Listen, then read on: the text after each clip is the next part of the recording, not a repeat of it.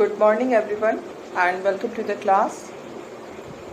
In the previous class we were discussing about the controversies which developed during the period of 1973-74 and this controversy was between judiciary and the parliament and executive. Okay, and we have discussed in detail the problem, the controversy. We have seen that under the parliamentary form of government, the parliament and executive are closely connected to each other, and so both of them, means parliament and the executive, were together in this fight against judiciary. So it was a kind of fight of supremacy between the judiciary, and on the one hand it was a kind of fight of supremacy between the judiciary on the one hand and the executive and parliament on the other hand. And we have seen that how the parliament and the executive try to establish the supremacy of parliament by making such amendment acts which are saying that the parliament can amend any part of the constitution. And then came the verdict of Keswanand Bharti case in 1973, in which the Supreme Court has given the concept of basic structure of the constitution, and this judgment proved to be historic because according to this concept there was some basic structure of the constitution, and these basic structure are basic because these are the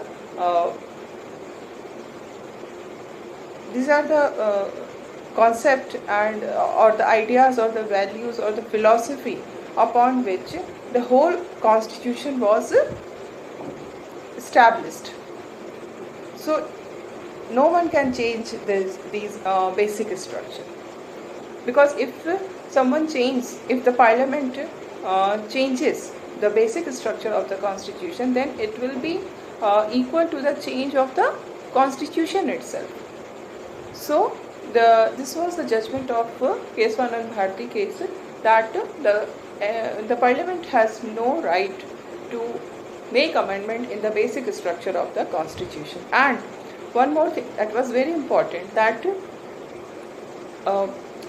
it was said by Supreme Court, it was the ruling of the Supreme Court, that basic structure is not predefined. We cannot make a list of basic structure. These are the basic structure of the constitution, and the parliament cannot make any law, and it cannot amend the law, the constitution in such a way that that these basic structure should not be abolished.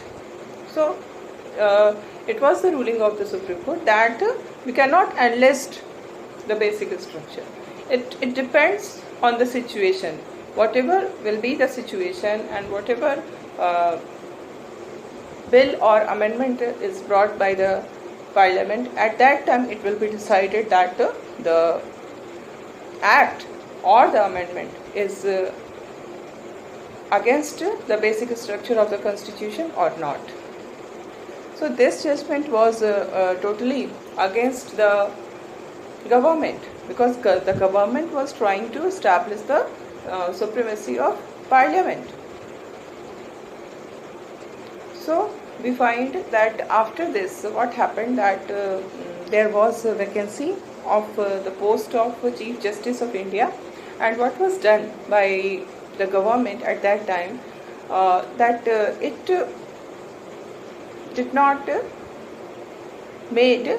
did not make appointment according to the custom of the country. What was the custom of our country?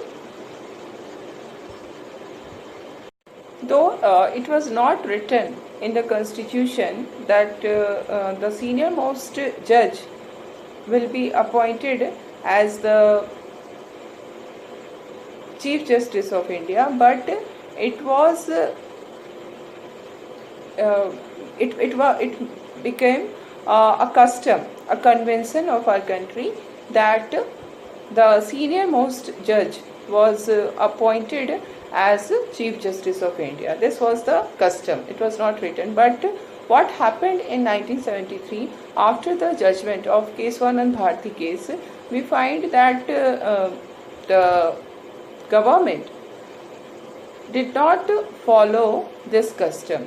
When there was vacancy for CJI, the government set aside 3 senior most judges of the Supreme Court and the 4th senior most judge, that is A.N. Ray. He was appointed as the Chief Justice of India, and the reason behind not appointing these 3 senior most judges or the first senior most judge as the CJI of India, because these are the 3 judges who gave their verdict in Keswanand Bharti case, and that verdict was against the interest of the government, against the desire of the government. So it was done by the government, and we find that this was an effort on the part of the government to make the judiciary committed. The government wanted that the judiciary should not be independent, but instead of being independent, it should be committed to the vision of the government. Okay, in our constitution there is provision for maintaining the independence of the judiciary, because the judiciary is such an important organization, such an important organ of the government, that in order to have a meaningful and real democracy, the role of judiciary is very crucial. And if the judiciary is not independent, then democracy will not be real. Democracy will not be meaningful. But now the government was saying that the judiciary should be committed to the vision of the government. And likewise, a new concept of a committed bureaucracy was also developed during this period. So this was the situation which was prevailing in the country, and we see that this was not the end of controversies. There was something more happened during this period, and now we will discuss that. Now we find that some very important incidents took place. What happened that Indira Gandhi was the Prime Minister, and he contested the Lok Sabha election from the Allahabad constituency. Okay, now we see that from that constituency one Raj Narayan,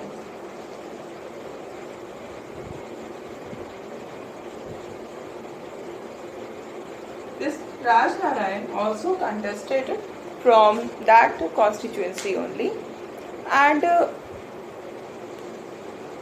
it happened that the election of Mrs. Gandhi as MP from that constituency was challenged by Raj Narayan in the Allahabad High Court. Getting it? The election held in 1971, in which election about which we have studied in the previous chapter, and we have seen that in this election the performance of the Congress was very good. Congress fought the election with CPI, and Congress was able to win more seats than it won during the first 3 general elections, of course with the CPI. So what happened now? What was happening that the constituency from where Mrs. Gandhi contested, from that constituency against Mrs. Gandhi, Raj Narayan, who was a socialist leader, he was a socialist leader, and he contested election against Indira Gandhi.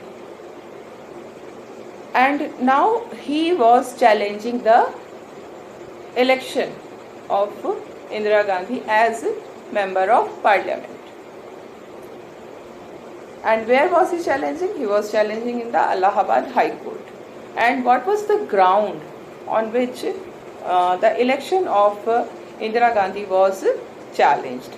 The ground was that it was alleged that Mrs. Gandhi used the services of government servant in her election campaign. When she was campaigning for the election, she used the services of government servants.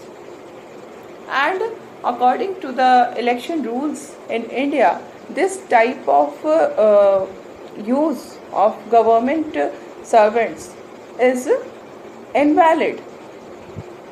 As she was the Prime Minister at that time,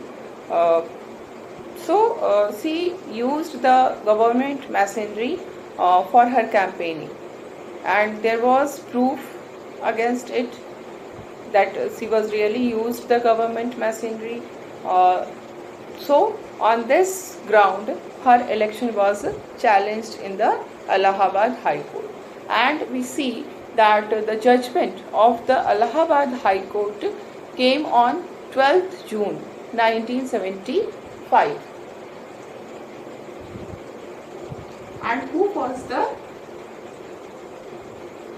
judge of the High Court who gave this judgment? The name of the judge was Jagmohan Lal Sinha.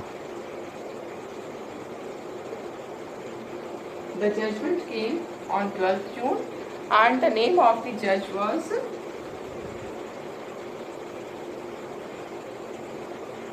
Jagmohan Lal Sinha. And what was the judgment? Which is the most important thing. The judgment was that the election of Indira Gandhi as the member of parliament was invalid because it was proved that she has used government machinery, she has used the services of government servants for the campaigning of her election, and on this ground her election was declared invalid by Justice Jagmohan Lal Sinha. This was a historic judgment because now we see the fight which started between judiciary and the parliament and executive was not over. Okay, and now we see that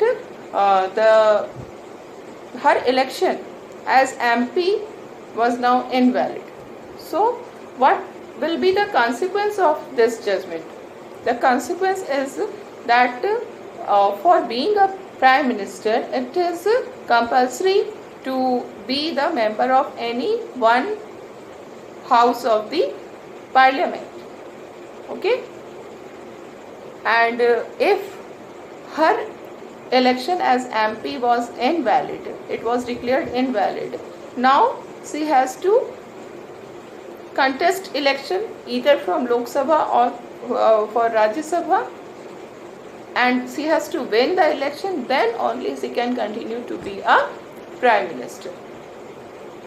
So this was the problem which was there for Mrs. Gandhi. And now what happened that against this judgment of Allahabad High Court, the government appealed in the Supreme Court. And now the judgment of the Supreme Court was not came before that on 25th June. This judgment came on 12th June, and now the one of the judgment that was not the final verdict on 25th June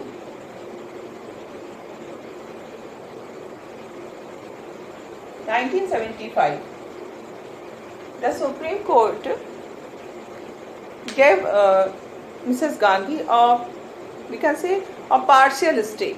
She wanted that this order or this judgment of the High Court, Allahabad High Court, there should be a stay on this judgment. But the stay was not given. It was a kind of partial stay. We can say it partial stay, because in the Supreme Court granted Mrs. Gandhi that her appeal was there in the Supreme Court. Appeal की अभी सुनवाई नहीं हुई है, appeal अभी लगा है, case लगा हुआ है. Okay. And during this period, जब तक कि फाइनल वर्डिक्ट सुप्रीम कोर्ट नहीं दे देता है, तो उस बीच में ड्यूरिंग दैट पीरियड वो एमपी रहेंगी. शी विल बी एमपी, क्योंकि the case is under consideration, है ना. अपील गई है हाई कोर्ट के जजमेंट के अगेंस्ट, सुप्रीम कोर्ट में अपील गई है एंड सुप्रीम कोर्ट उसको कंसिडर कर रहा है. तो ड्यूरिंग दिस पीरियड, जब तक कि सुप्रीम कोर्ट का फाइनल वर्डिक्ट नहीं आ जाता है, she will remain MP. But she could not take part in the proceedings of the Lok Sabha. Okay. So in this way now she was become handicapped because she was not able to take part in the proceedings of the Lok Sabha, and she was not sure about the result of the what will be the final ruling of the Supreme Court. So now the situation was very difficult for Mrs. Gandhi, and in this situation we find that a major decision was taken by Mrs. Gandhi. So what we find that after the judgment of Allahabad High Court, that was on 12th June 1975, after 12th June, the opposition parties protest and activities became very the opposition party became very active, and now we see that the opposition party, especially in the leadership of Jayaprakash Narayan, now they were demanding that Indira Gandhi should resign, because her candidature as MP, now it has been become invalid. She is no more an MP, so she must resign from the post of Prime Minister. And we see that the opposition's pressure was increasing day by day, and on the same day, on which day the Supreme Court, this 25th June 1975, on the day when Supreme Court gave that partial stay to Mrs. Gandhi, on the same day a massive demonstration was organized in the Ramlila ground of Delhi by all the opposition parties under the leadership of Jayaprakash Narayan. And in this rally, which was organized at Ramlila ground, Jayaprakash Narayan announced a nationwide satyagraha. It was just like a fight for democracy, because the government was becoming highly undemocratic, and such decisions were being taken by the government, and it was not taking into consideration the interest and demand of the people. So the call given by Jayaprakash Narayan was for nationwide satyagraha. We all know the meaning and importance of satyagraha. So these type of words, terms were used by the opposition to arouse the feeling of the people. And then he also asked the army, the police and the government employees to not to obey the orders of the government, because the orders of the government are illegal and immoral, because the government has government means the Prime Minister. The Prime Minister has no right to remain in power. So this was the activities, these were the activities of the opposition. The opposition was trying to pressurize the government so that the Prime Minister resigned from her post. But this was not going to happen. ऐसा कुछ भी नहीं हुआ. And what we find that everything was going to change.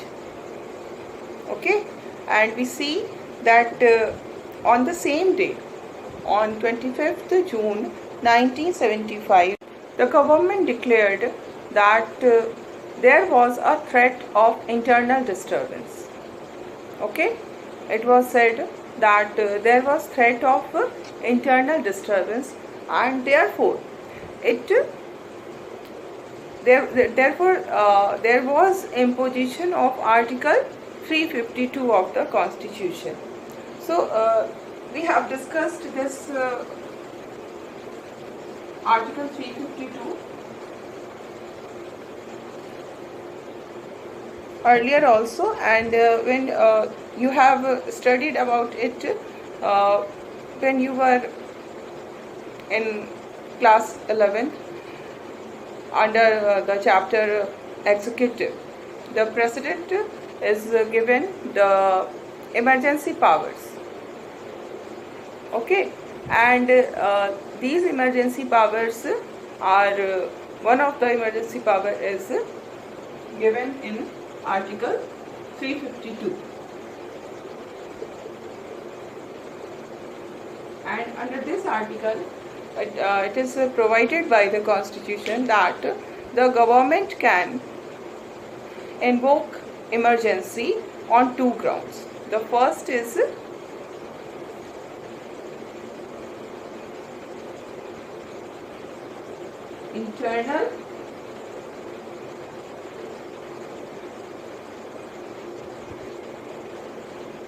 internal disturbance, and the second is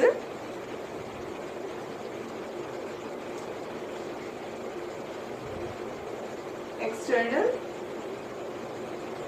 attack.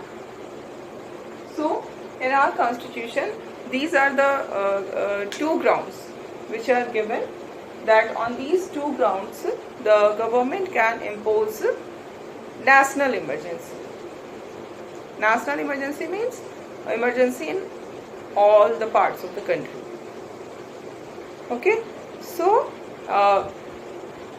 this was the ground was first internal disturbance. On 25th June 1975, the government declared emergency on the ground of internal disturbance. It was the argument of the government that the condition in the country has become so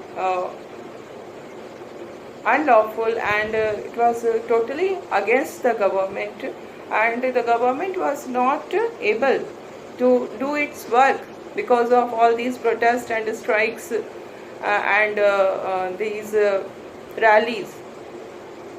So this was internal threat to the security of the country, and because of this the government has imposed this emergency. And there was no check on this power of the government, because our Constitution has made provision that the government can take decision that this kind of situation is there or not, and accordingly the government can impose emergency. Okay, and during emergency what we find that the government has some special powers. It is mentioned in our Constitution that during emergency the government will be using some special powers. So we see that what are the special powers which are used during the emergency.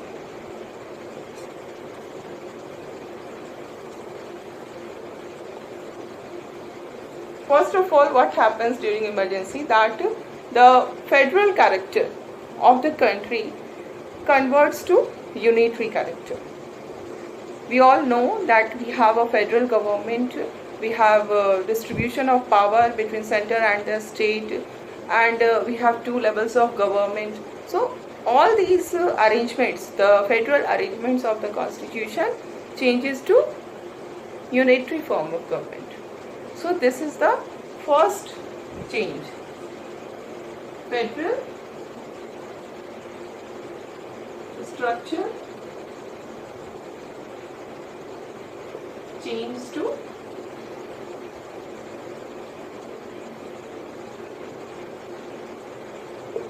unitary government.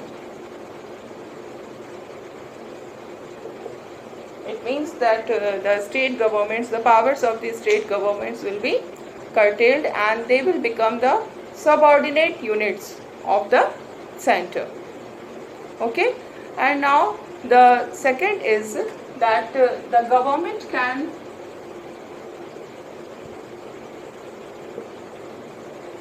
curtail.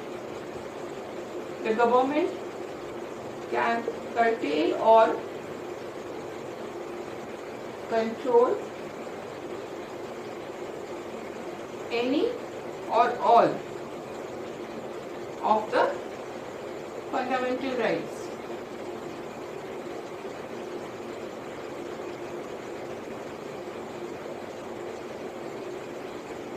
So we see that when there is national emergency, then in that situation what happens, that the government becomes so powerful that it can curtail or control any or all the fundamental rights.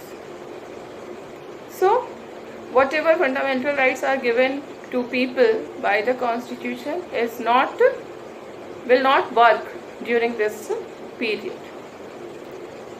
Okay, and why this kind of provision is being made by our constitution makers? Because when emergency is declared, national emergency is declared by the government, it means that it's a very, very extraordinary situation. It's not a normal situation, it's an extraordinary situation, and in this extraordinary situation what is required, that the government must be powerful so that it can control the things, so that everything can return to normalization. So in order to make the government powerful, so that the government can solve the problems which are related to the security of the country, it was thought by our constitution makers that during this kind of emergency there cannot be democratic government, because in a democratic government the people has so many rights, and in this situation the government will not be able to work freely. So considering this, that the emergency, national emergency is the extraordinary situation, and in this situation we cannot follow the democratic government. So these arrangements were done, under which the powers of the states as well as the powers of the rights of the people will be curtailed. So this was done by our constitution makers. But now what we are seeing, that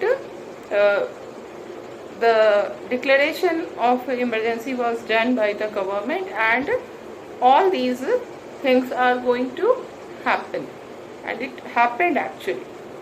Okay, so now we will see that how this emergency was proclaimed. Actually, emergency powers are given to president, and we all know we have a parliamentary form of government, and in this parliamentary form of government what happens, that the president is only puppet president is only nominal head. The real head is Prime Minister. So the decision for the imposition of emergency was taken by the Prime Minister. And after taking the decision, the Prime Minister recommended the President. At that time, our President was Fakhruddin Ali Ahmad. This is important. Remember the name of the President. Okay, Fakhruddin Ali Ahmad was the President of India, and Indira Gandhi recommended the imposition of emergency. She recommended the imposition of emergency to the President, and after the recommendation of the Prime Minister, the President has issued the proclamation. He imposed the emergency. And what happened? These all are the incident of 25th जून. एक ही दिन के सारे incident हैं. 25 जून को ही court का verdict आता है, supreme court का. ओके, 25 जून को ही जयप्रकाश नारायण की लीडरशिप में मैसिव प्रोटेस्ट होता है दिल्ली के रामलीला मैदान में, और वो नेशन वाइड सत्याग्रह की वो बात करते हैं. Then he asked the army, the police and the government employees not to obey the orders of the government, because the orders of the government are immoral and invalid. And on the night of 25th June 1975, the emergency was proclaimed. So there are many interesting things to know, and we will continue our discussion in the next class.